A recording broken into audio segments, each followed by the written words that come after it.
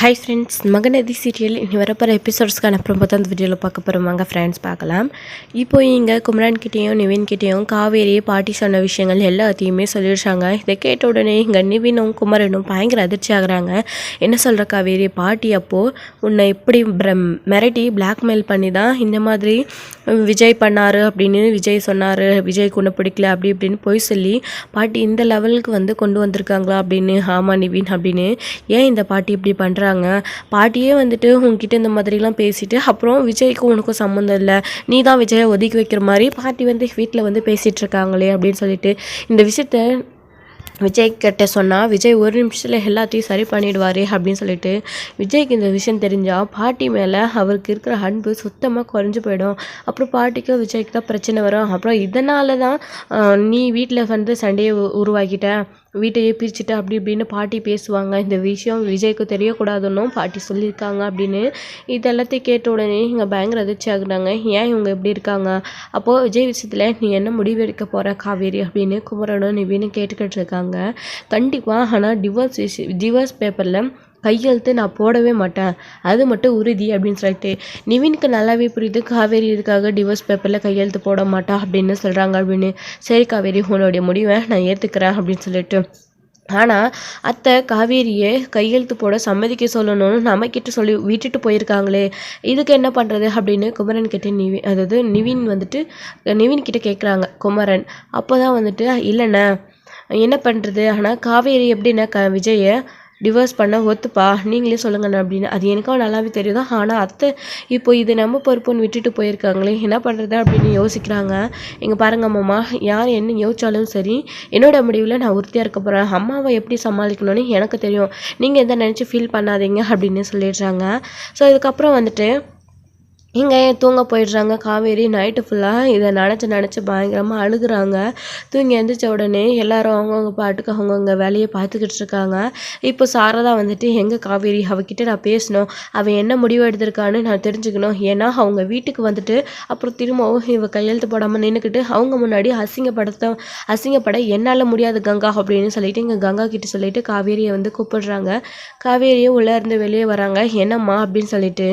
என்னடி எதுவுமே நடக்காத மாதிரி என்னமான கேஷெல்லாம் தூங்கி எழுந்திரிச்சு வரேன். இங்கே பாரு, உன்னை நினச்சி ராத்திரியெல்லாம் எனக்கு தூக்கமே இல்லடி. இங்கே பாரு, 2ல் 1 முடிவு பண்ணிட்டியா இல்லையா? நீ நேற்று சொன்ன மாதிரி உன்னோட முடிவு தான் என்ன விஜயை டிவோர்ஸ் பேப்பரில் கையெழுத்து போட நீ என்ன முடிவு எடுத்திருக்க, போடுறியா இல்லையா அப்படின்னு சொல்லிட்டு வந்துட்டு சாரதா வந்து கேட்டுக்கிட்டு இருக்க. இல்லைம்மா, என்னோடய முடிவில் எந்த மாற்றமும் இல்லை, நான் விஜய்கிட்ட பேசாமல் எந்த ஒரு முடிவும் எடுக்க மாட்டேன் அப்படின்னு. லூசாடி, நீ நேற்று தான் அவங்க பேரன் சொல்லி தான் நான் வந்தேன்னு அவங்களோட பாட்டி சொன்னாங்கல்ல, அதுக்கப்புறமும் நீ எதுக்காக இப்படி யோசிச்சுட்ருக்க? இங்கே பாரு, ஒழுங்கா இல்லைனா கிளம்பி போய்கிட்டே இரு, இல்லைனா டிவோர்ஸ் பேப்பரில் கையெழுத்து போடு அப்படின்னு சொல்லிட்டு. இல்லைம்மா, என்னால் எங்கேயும் போக முடியாது அப்படின்னு. அப்போது எங்கேயும் போக முடியாத எதுக்குடி உனக்கு அந்த பையன் தேவையில்லாமல், நீ எதுக்கு அந்த பையனை நினச்சிக்கிட்டு இருக்க? ஒழுங்காக டிவோர்ஸ் பேப்பரில் கையெழுத்து போடு அப்படின்னு. என்னால் முடியாதுமா அப்படின்னு காவேரி சொல்லிடுறாங்க. அப்போது நீ என்னை மீறி அந்த வீட்டுக்கும் போகக்கூடாது அப்படின்னு சொல்லிட்டு என்னுடைய சம்மந்தம் இல்லாமல் அந்த வீட்டுக்கு போக மாட்டேன்னு சொல்லிக்கிட்டு இருக்க. அப்போது அந்த பையன் கூடயும் போய் சேர்ந்து வாழ மாட்டேன் அப்படின்னு சொல்லிக்கிட்டு இருக்கா. அந்த பையனாகவும் நான் வந்து கூப்பிட்டு பார்த்துட்டான். என்னோடய முடிவு இல்லாமல் நீ போக மாட்டேன்னு சொல்லிட்டேன், டிவோர்ஸ் பேப்பர்லேயும் கையெழுத்து போட மாட்டேன்ற. அப்போது இது எல்லாத்தையும் தாண்டி ஏதோ ஒன்று இருக்குது, அது என்னது அப்படின்னு சாரதா இங்கே கேட்டுடுறாங்க. காவேரி, இதுக்கு மேலேயும் நம்ம அமைதியாக இருக்கக்கூடாது, இதுக்கு மேலேயும் உண்மையை மறைக்கக்கூடாது அப்படின்னு சொல்லிட்டு விஜயோட குழந்தைக்காக தான் நான் வந்துட்டு டிவோர்ஸ் பேப்பரில் கையெழுத்து போட மாட்டேன்றேன். எனக்கும் அவருக்கானது வாரிசு என்னுடைய வயிற்றில் வளருது, விஜயோட குழந்தை என்னோட வயிற்றில் வளரும் போது நான் எப்படி விஜயை டிவோர்ஸ் பண்ணுவேன் அப்படின்னு சொல்கிறேன். காவேரி மனசுக்குள்ளே நினச்சிக்கிட்டு, ஆமாம்மா விஷயம் இருக்குது, நான் இப்போது ப்ரெக்னெண்ட்டாக இருக்கேன், அதனால தான் நான் கையெழுத்து போட மாட்டேன்னு சொல்கிறேன் அப்படின்னு சொன்ன உடனே இங்கே கங்காவும் சாரதாவும் இங்கே இதை கேட்டு வந்த குமரனும் பயங்கர அதிர்ச்சி ஆக்குறாங்க. என்னிட்டே சொல்கிற நீ அப்படின்னு சாரதா வந்து கேட்கவும், ஆமாம்மா நான் ப்ரெக்னெண்ட்டாக இருக்கேன், இந்த சமயத்தில் நான் எப்படி டிவோர்ஸ் பேப்பரில் கையெழுத்து போட முடியும் அப்படின்னு காவேரி வந்து சொல்லவும் இங்கே கங்காவிலேருந்து குமரன் வரைக்கும் எல்லாருக்கும் அதிர்ச்சியாக இருக்குது. என்ன சொல்கிற நீ, உண்மையாக என்னால் நம்பவே முடியல அப்படின்னு. ஆமாக்கா அப்படின்னு. ஓ, அதுக்காக தான் ப்ரெக்னென்சி டேப்லெட்டாக அன்றைக்கி எடுத்து கையில் வச்சுட்டு இருந்தியா? நான் கேட்கும்போது கூட அம்மா வந்து கேட்கும்போது கூட அது என்னோட இது அப்படின்னு சொல்லி சமாளிச்சிட்டு இல்லை நீ அப்படின்னு. ஆமாக்கா ஆமாக்கா அப்படின்னு சொல்லிட்டு, என்னடி அப்போது 3 மாதத்துக்கு மேலே ஆயிடுச்சு அவனுக்கு, 3 மாதத்துக்கு அப்புறம் தான் அந்த மாத்திரையே தருவாங்க அப்படின்னு சொல்லிட்டு இங்கே கங்கா கேட்கவும், ஆமாக்கா இப்போ எனக்கு 3 மாதம் முடிஞ்சிருச்சு, இது 4வது மாதம் அப்படின்னு உடனே இங்கே சாரதா இதுக்கு மேலே பயங்கர அதிர்ச்சி ஆகுறாங்க. முதல்ல தலை மேலே கையை வச்சுக்கிட்டு சாரதா போயிட்டு அமைதியாக உட்காந்துக்கிட்டு இருக்காங்க. ஐயோ நான் என்ன பண்ணுவேன், இப்போ இப்படி பண்ணிட்டு வந்து நிற்கிறாளே அப்படின்னு சொல்லிட்டு, இப்போது அத்தை அழுகாதீங்க அத்தை அப்படின்னு, பார்த்தீங்களா மாப்பிள்ள இவ என்ன பண்ணிட்டு வந்து நிற்கிறா அப்படின்னு அந்த குழந்தைய அதுவும் 3 மாதத்துக்கு மேலே வயிற்றில் சுமந்துட்டு வந்து நின்றுட்டுருக்கா. ஓ அந்த பையன் அதுக்காக தான் காவேரி விடாமல் துரத்துக்கிட்டே இருக்கானா, அவனுடைய வாரிசு காவேரியோட வயிற்றில் வரும்போது எப்படி அவன் விட்டு கொடுத்துருவான். ஆனால் இவங்க வீட்டில் இப்போ பிரச்சனை பண்ணிக்கிட்டு இருக்காங்களே, இப்போ காவேரியை அங்கே அனுப்பவும் முடியாமல், டிவோர்ஸ் பேப்பரில் கையெழுத்து போடவும் முடியாமல், இங்கே வச்சிட்டு இருக்கவும் முடியாமல், இப்போ என்ன பண்ணுறது, இவ வாழ்க்கை இப்படி ஆயிடுச்சா அப்படின்னு இங்கே சாரதா ஒரு பக்கம் பயங்கரமாக அழுதுட்டு இருக்க. கங்காவுமே இருந்துக்கிட்டு, மா அதுக்கு மேலே நம்ம யாருமே எதுவுமே பண்ண முடியாதுமா, காவேரி விஜய் கூட சேர்ந்து வாழ்றதா ஒரே முடிவு அப்படின்னு சொல்லிட்டு இங்கே கங்கா வந்து சொல்கிறாங்க. இப்போது இப்படி பண்ணிட்டியடி அப்படின்னு சாரதா வந்து காவேரியை போட்டு அடி நடிச்சிட்டு இருக்க. குமரன் வந்துட்டு என்னத்த பண்ணுறீங்க, அவள் இப்போ மாசமாக இருக்கார் வேற சொல்லிட்டு இருக்கா, நீங்கள் அவளை போட்டு அடிக்கிறீங்களே அப்படின்னு சொல்லிட்டு இங்கே பாருங்கள் பயங்கரமாக அழுகுறாங்க காவேரி வந்துட்டு. அப்போது நீ வந்துட்டு ப்ரெக்னெண்ட்டாக இருக்க, நீ டிவோர்ஸ் பேப்பரில் அப்போ கையெழுத்து போடவே முடியாது, இதுக்காக தான் நீ போட மாட்டோன்னு சொல்லிக்கிட்டு இருந்திருக்க, அப்போ அப்படி தானா அப்படின்னு, ஆமாம்மா அப்படின்னு சொல்லிட்டு, இங்கே பாரு அப்போது அந்த தம்பிக்கு ஃபோன் போட்டு கொடு, நான் அவன்கிட்ட பேசணும், இங்கே பாரு இதுக்கு மேலே நீ ஒரு நிமிஷம் கூட நிற்க வேணாம், இன்னும் உனக்கு ஒரு சில மாதங்கள்லாம் வயிறு பெருசாகிடும், உன்னை இங்கே வச்சுக்கிட்டு நான் அவமானப்பட விரும்பலை, இங்கே பாரு நீ கிளம்பி அந்த பையனுடைய வீட்டுக்கே போ, ஆனால் நான் முழு மனசோட இதுக்கு சம்மதிக்கிறேன் மட்டும் நீ நினைக்காத, நீ இப்போது தெரியாதனமாக ஒரு தப்பு பண்ணிட்டு வந்து நிற்கிற, அந்த தப்புக்கு வேறு வழி இல்லை, நீ அங்கே போய் தான் ஆகணும், நான் நேற்று சொன்னேன் இல்லையா அதை உண்மையாக்கிட்ட பார்த்தியா நீ, இங்கே பாரு கிளம்பு நீ முதல்ல அப்படின்னு சொல்லிட்டு இங்கே வந்துட்டு பாட்டியும் ராதாவும் இங்கே கிளம்பி வரலாம் அப்படின்னு அந்த பக்கம் பேசிகிட்டு இருக்காங்க. போயிட்டு காவேரி கிட்டே என்ன ஏதுன்னு முடிவு கேட்கலாம், இல்லை அப்படின்னா வக்கீல் நோட்டீஸ் அனுப்பலாம் அப்படின்னு சொல்லிட்டு, ஸோ அவங்க கிளம்புறதுக்கு முன்னாடியே இங்கே காவேரியை வந்து கூட்டிக்கிட்டு சாரதா அவங்களுடைய வீட்டுக்கு போகிறாங்க. குமரனும் வந்து கூடவே போகிறாங்க. நிவீனுக்கும் குமரன் இந்த விஷயத்த சொல்லியிருக்காங்க, நிவீனையும் கூட கூட்டிகிட்டு போகிறாங்க. என்ன நிவீன் காவேரி கர்ப்பமாக இருக்கான்னு சொல்லிட்டு அத்தை இவளை கூட்டிகிட்டு போய் அங்கே விட்டுட்டு வரேன்னு சொல்லி போயிட்டு இருக்காங்க, நீங்கள் எதுவுமே தெரியாத மாதிரி ரியாக்ஷனே பண்ணாமல் அமைதியாக இருக்கீங்க அப்படின்னு, ஏன்னா இந்த விஷயம் எனக்கு ஏற்கனவே தெரியும்னா அப்படின்னு சொல்லிட்டு, என்ன நவீன் அப்போ நீயாச்சும் சொல்லியிருக்கலாம்ல, இந்த விஷயத்த முதல்லையே சொல்லியிருந்தா இந்த அளவுக்கு பிரச்சனை வந்திருக்காதே, காவேரியை விஜய் கூட சேர்ந்து வாழ வைக்கணும் அப்படின்னு அத்தை முடிவு பண்ணும்போதே கூட்டிகிட்டு போய் விட்டுட்டு இருப்பாங்களே, காவேரி விஜய் சேர்ந்துருப்பாங்களே, நீங்கள் இவ்வளோ நாள் விஷயத்த மறைச்சிருக்கீங்களே அப்படின்னு, நடக்கிற பிரச்சனையில் எங்கென்ன சொல்ல முடியுது, அதுவும் காவேரி யார்கிட்டையும் சொல்ல வேணாம் அப்படின்னு சொல்லிட்டு சொல்லி வச்சுருக்கான். அன்றைக்கி விஜயே இந்த விஷயத்தை பற்றி காவேரி கிட்ட, அதுவும் அத்தை கிட்ட பிரச்சனை பண்ணும்போது பேச வரலான்ற போது காவேரி வந்துட்டு அத்தையவே வந்து தடுத்துட்டா. இதுக்கப்புறமும் நான் சொன்னால் மட்டும் எப்படி எல்லாரும் ஏற்றுப்பாங்க, என்னை காவேரி சொல்ல விட்டுருவாளா அப்படின்னு சொல்லிட்டு இங்கே வந்துட்டு யோசிக்கிறாங்க. நம்ம நிவீன் வந்துட்டு குமரன் கிட்ட சொல்கிறாங்க. ஸோ இதுக்கப்புறம் வந்துட்டு இங்கே வந்துட்டு கூட்டிக்கிட்டே நேராக வந்து பாட்டியோட வீட்டுக்கு முன்னாடி போய் நிற்கிறாங்க. தாத்தாவும் காவேரி பார்த்ததும், ஆமாம் காவேரி அப்படின்னு சொல்கிறாங்க, இங்கே பாருங்கள் நாங்கள் உள்ளே வரதான் வந்திருக்கோம், ஆனால் நாங்கள் மட்டும் இல்லை என் பொண்ணை மட்டும் இங்கே விட்டுட்டு போகிறதுக்காக வந்திருக்கா அப்படின்னு சாரதா சொல்லவும், என்னம்மா என்ன ஆச்சு, ஏன் இப்படி கோவமாக பேசுகிறீங்க, உள்ளே வாங்க எதுவாக இருந்தாலும் பேசிக்கலாம் அப்படின்னு.